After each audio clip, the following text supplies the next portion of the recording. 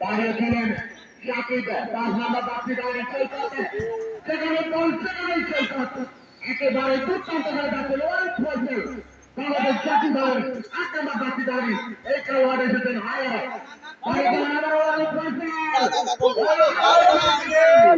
সেখানে ক্লিয়ার করলেন 5 নম্বর প্রার্থী দাঁড়িয়ে শাকিব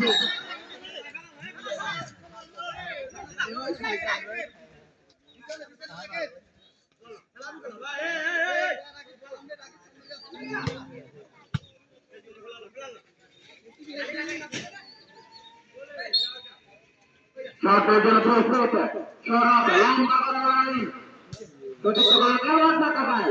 রেফারির বাঁশি একজন খেলোয়াড় কিছুটা আঘাতপ্রাপ্ত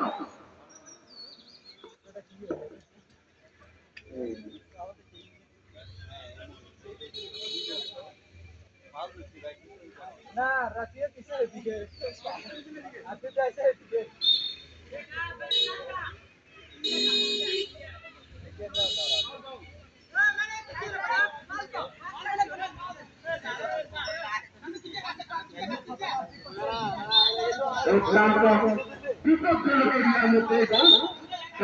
এখান থেকে যদি বল ক্রিয়েট করতে পারেন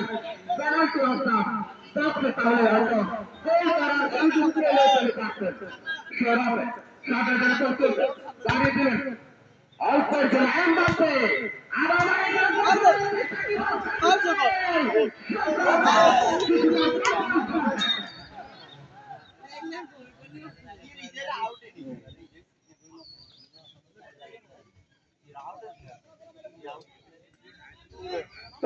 বিকেলে মাঠের নিত্যতায় একেবারে দর্শক মুক্ত মামুন লম্বা করে দাঁড়ালেন উদ্দেশ্যে দিলে নাদিম যদি একটি গোল করতে পারেন তার জন্য বাংলার 30,000 টাকা অন্তরায় নীরবের পক্ষ থেকে দাঁড়িয়েছিলেন মধ্যমাঠের বল মেয়েকে নিচে নিয়ন্ত্রণে রাখার চেষ্টা একজন খেলোয়াড় কিছুটা আঘাতপ্রাপ্ত মধ্যমাঠের বল রেফারির মুখে আমাদের খেলায় সর্ব অবস্থায় সর্ব জায়গায় রেফারির সিদ্ধান্ত চূড়ান্ত বলে গণ্য হবে আমাদের আজকের খেলা সক্রিয়তা পরিচালনা করছেন রেফারি পরাগ হোসেন ফরাত এবং তার দুই সহযোগী সাকিব এবং তারেক সরকার জন্য প্রস্তুত কার্লোস মামুন কনফারেন থেকে আগত অত্যন্ত দক্ষ এবং অভিজ্ঞ এই খেলোয়াড় দেখা যাক আর তো ঘরে দাঁড়িয়েছিলেন রেফারি পতাকা উত্তোলনের মাধ্যমে জানিয়ে দিলেন অফসাইড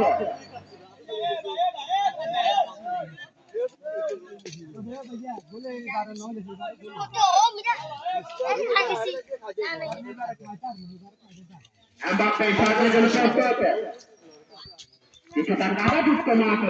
এসব মাঠে খেলতে হলে একটু বুঝে করে খেলতে হয় সুন্দর বোঝাপড়া কিছুটা এলোমেলো সাথে যখন আমরা জানতে পারি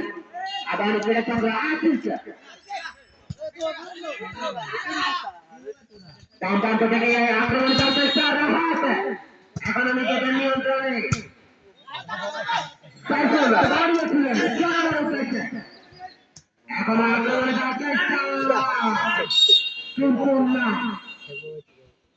দর্শক অনলাইনের বাইরে তার বাবার বাবার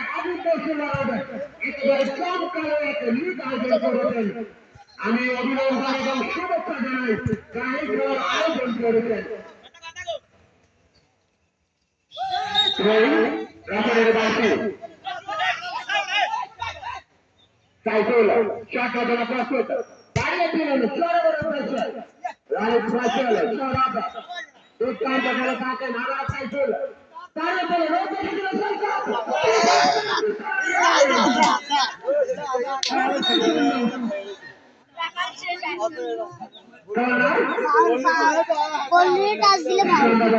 একজন খেলোয়াড় দুঃখিত রামপুর রয়েছেন গোল রাখা কিছুটা আঘাতপ্রাপ্ত রামপুর কাছে তো করলি পানি বেঁধে করে